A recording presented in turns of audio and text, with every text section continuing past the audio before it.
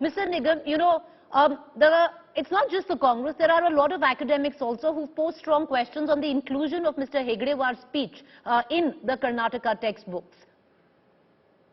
Yes, Preeti, let me be very clear. Education and the education policies. Sir, we can't hear you. Please unmute yourself. No, I'm unmuted. I'm unmuted. Yeah, we can hear you now, sir. Go ahead. I'm saying education and education policies are not frozen for all times to come. They keep on changing. They are evolutionary in nature. Nobody raised a question when leftists and communists, the articles and were included in the textbook. And the fact remains that the RSS philosophy today is something that you have to understand.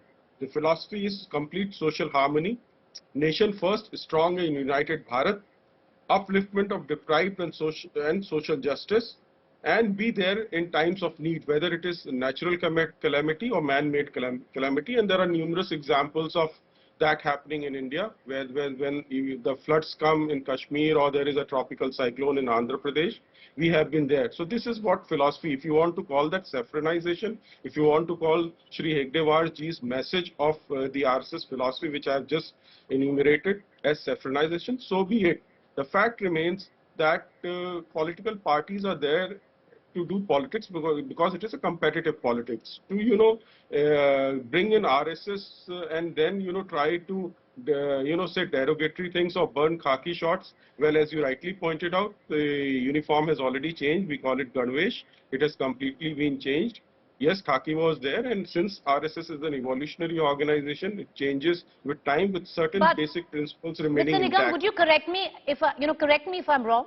And I'll bring in Aishwarya Mahadev, who also wants to come in. But correct me if I'm wrong, because you talk about communal harmony, and that's the message that the RSS has always built. And yes, the statement that was made by Mr. Mohan Bhagwat was welcome, especially where in context of Gyan Vapi is concerned. But having said that, sir, Mr. Hegdewar's speech, and I have read through a lot of context today, and like I said, correct me if I'm wrong, but there is a lot of content, a lot of writings of Mr. Hegdewar, which is troublesome when you look at it from a view of religion, because some of them, and I can quote you, are communal in nature. Let me answer, Preeti. What you are referring is not Dr. Hegdewar, but Golwalkarji, Guruji. And what he said was in the context when the entire British system and the political parties had taken the side of Muslims, and he only reiterated what was said in 1885 by the Muslim leaders. Okay, sir, tell me if I'm wrong. I'll quote Mr. Hegdewar. Quote unquote, the aftermath of the 1921 movement has come as a shock. Indian Muslims had proved themselves Muslims first and Indians only secondary. Yes. This is Mr. Hegdewar, sir. I would read it as communal. Yes. Would you? Yeah, no. That's a fact. That's a fact that had happened because Khalifat movement had nothing to do, and Mopla riots took place on the basis of two-nation theory. Because India's freedom struggle had nothing to do with Khalifat movement. Please understand. And what happened in Mopla, would you not like to condemn? Because it happened on the basis the prism of religion. history is very subjective. It's how you read it. But let's leave it at that. But like I said, because it is troublesome in terms of in context to some, therefore I was just highlighting that. But let me bring in Aishwarya Mahadev wants to come in and make a statement. Aishwarya Mahadev, the fact is what Mr. Mohan Krishna also said, you could have chosen some other form of dissent, other form of protest, to try and go back to the RSS khaki shorts burning.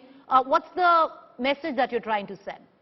Preeti, Mr. Mohan Krishna said in the infinite wisdom that only he's capable of, that we should have burnt books. One, textbooks haven't even been supplied if we wanted to symbolically do that. And second, remember the last nation that burnt down books, and you realize the sort of depravity that he comes from. And the fact remains that to add Hegdewar, who's not from Karnataka, and to replace portions of Sri Basavanna and Kuvempu is an insult to all Kannadigas, and no Kannadigas should take that. They're more offended that we decided to burn a piece of antiquated clothing of an RSS or an organization which is a parent organization of the political party in power, as opposed to giving a secular and clean education to the children of this state. And this is the problem that lies. Mr. Prahlad Joshi talks about what makes it political. He talks about targeting the Congress. Sir, target the Congress all you want. Mr. Mohan Krishna, again in his infinite wisdom, talks about IT, AD while his government is mired in 40%.